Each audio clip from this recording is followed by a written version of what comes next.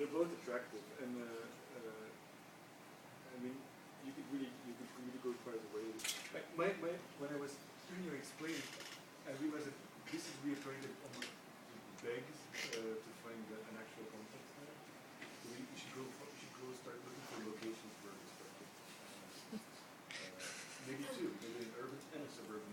They don't even have to connect on more dense and less dense. So you can try both systems or both deployment arrangements. But it will really help you because right now what you're doing there, I think that's the most beautiful drawing is that one actually. So yeah, the big plan, exactly. So you can actually put that on top of an aerial and it can find its place and it can really start to work. Why? Because ultimately one of the greatest assets beyond its own intrinsic internal logic, one of the greatest assets, what for now remain green sketches or the green layer here.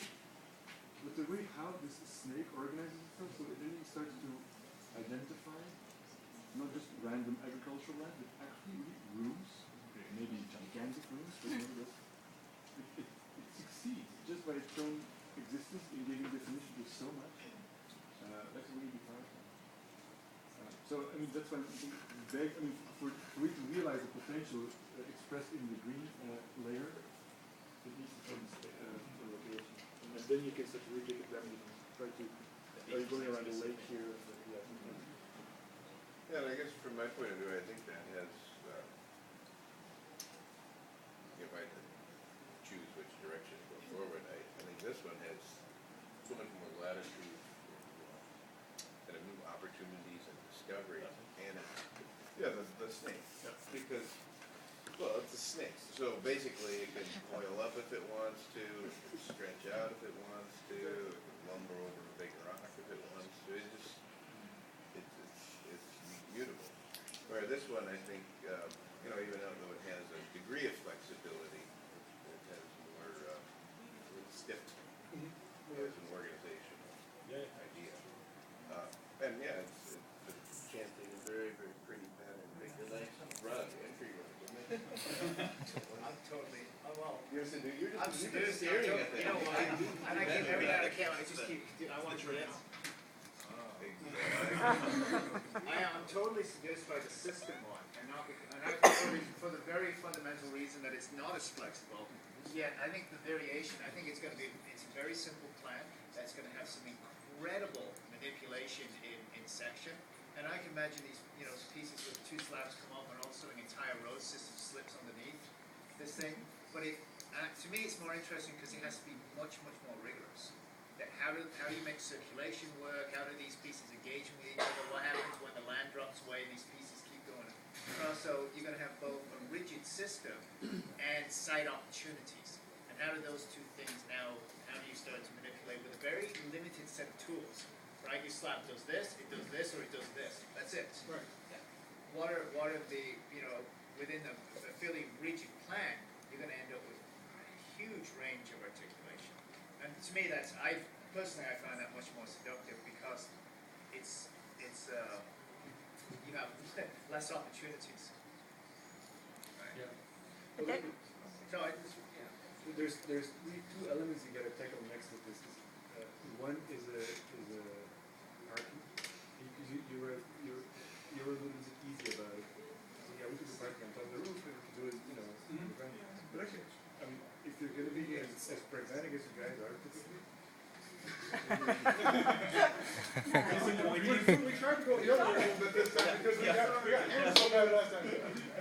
We have addressed the parking. That based on the previous presentation. Did you? I don't know if that was talked about.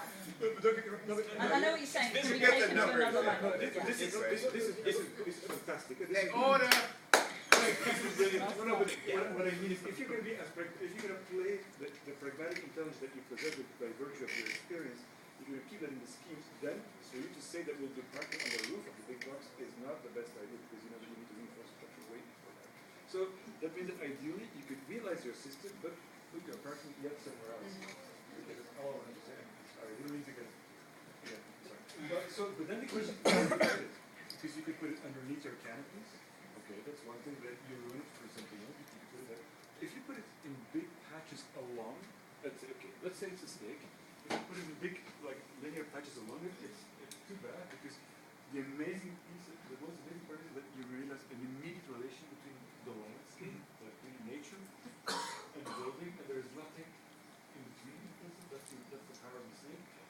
So please don't ruin that with an enormous parking lot. So you got to do that in another way. One of the things that Connie did, which I thought was really interesting when she was exploring parking, was actually looking at using big boxes as parking garages. So that's what these are. Is actually just taking a whole big box and turning it into parking. So, you know, and I think some of these, and I'm with you, I hear you, it'd be great to explore it more, but we also did these, these have the parking running up on the ramps that are underneath. Okay. This is below grade parking. This is underneath, some of these are underneath the cantilevers, this is a strip outside. Okay, But absolutely we could take Deck it further.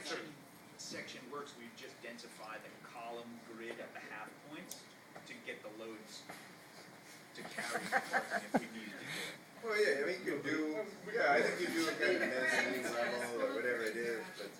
No, but, No, I was, You're an engineer. but it's going to double the cost of our, we're not going to double the yeah, cost. but Double your column cost.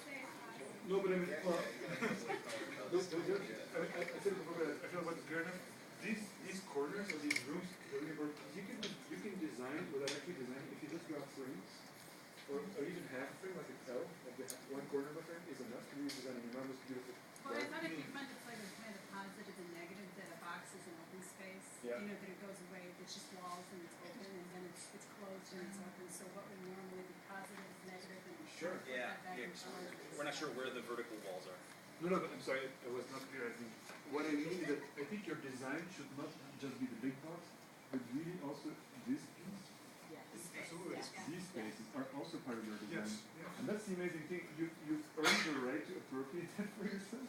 Because you can actually, the amazing thing, this can be somebody else's property. Okay, forget this piece, right? Forget this part of the design. But this piece of agricultural land can be someone else's property.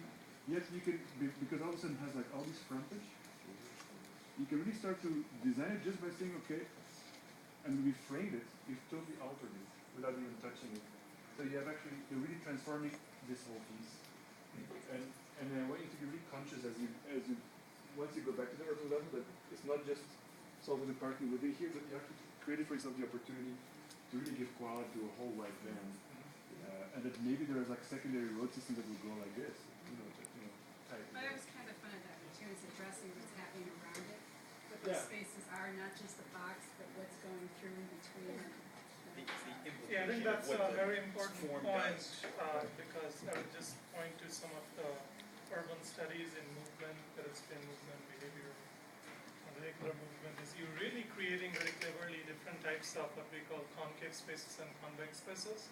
It's more clear here, convex, concave, and it really creates an interesting dynamic flow. And here, with what Ralph was saying, and it's starting to happen here, is how the snake extends or coils or creates, maybe in some cases, occasional densities where you have the single link, but occasionally maybe there is some knots where there are four boxes together. And you can create those, and you're also addressing the front and back problem. There is no